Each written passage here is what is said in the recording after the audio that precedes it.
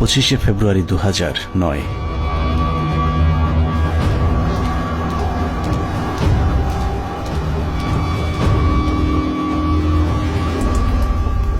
মহাজোট সরকার ক্ষমতায় আসার মাস দেড়েকের মাথায় বর্বরতম এক হত্যাকাণ্ডের মাধ্যমে ভেঙে দেয়া হয় সীমান্তে উঁচু করে যারা শত্রুর সামনে প্রাচীর হয়ে থাকত তাদের মেরুদণ্ড।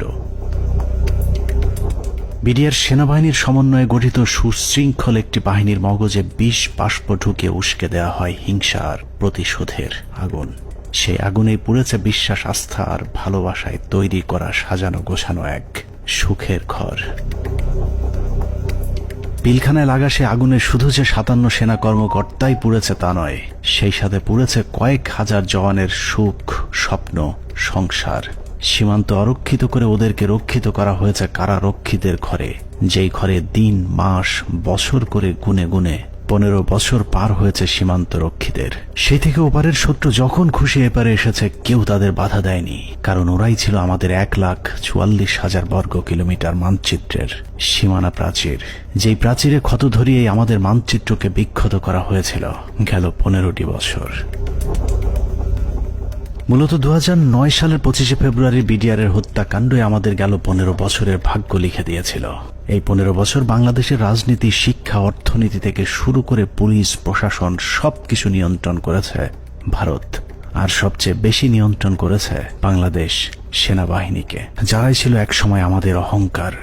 নারী, টাকা আর পদের লোভে সেনাবাহিনীর কিছু কর্মকর্তা তাদের মাথা বেচে দিয়েছিল ভারতের কাছে, যাদের পরিকল্পনাতেই খুন হয়েছিল দেশপ্রেমিক 57 জন সেনা কর্মকর্তা।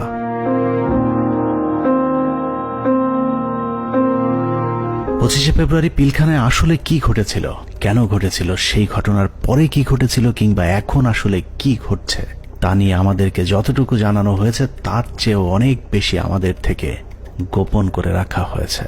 ঘটনার শুরু থেকে শেষ পর্যন্ত আমরা যতটুকু জেনেছি তার পুরোটাই পিলখানার মূল ঘটনার বিকৃত এক রূপ, যেখানে সত্যের কোনো বালাই নেই। হাসিনা সবকিছু জানতো। এই বিডিআর এর ঘটনা হাসিনা আসার 1 মাস পরেই কেন ঘটলো? হাসিনা এবং মঈনুদ্দিন এটা জানতো, কাজেই হাসিনাকে একদিন জবাব দিতেই হবে। এটা পিলখানা হত্যাকাণ্ডকে আমরা যদি একটি মুদ্রা হিসাবে ধরি, তাহলে এতদিন আমরা সেই মুদ্রার এক পিঠ দেখেছি, যার আরেক পার্শ্ব আরো ভয়ঙ্কর, আরো নৃশংস, আরো বর্বর, অমানবিক। আমরা শুধু 57 সেনা কর্মকর্তার গল্প শুনেছি, কিন্তু তার চেয়েও কয়েক গুণ মানুষকে হত্যা করা হয়েছে, যেই খবর বিডিআরের পরিবারের বাইরে আর কাউকে জানতে দেয়া হয়নি। পিলখানা হত্যাকাণ্ডের মামলায় রাজসাক্ষী না হওয়ার জন্য বীর মুক্তিযোদ্ধা ডিএডি আব্দুর রহিম সাহেবকে জেলখানায় নিয়ে নির্মমভাবে ইনজেকশন পোস্ট করে তাকে শহীদ করা হয়। আনুমানিক 28 তারিখ সন্ধ্যার দিকে ওনার ভাইয়ের মেজর ইনাম সাহেবের নির্দেশে আব্বু পিলখানায় আবার জয়েন করে। সন্ধ্যার সময় জয়েন করার সঙ্গে সঙ্গে কিছু আর্মি সদস্যরা আব্বুকে আলাদা করে লোকচক্ষুর আড়ালে নিয়ে যায়।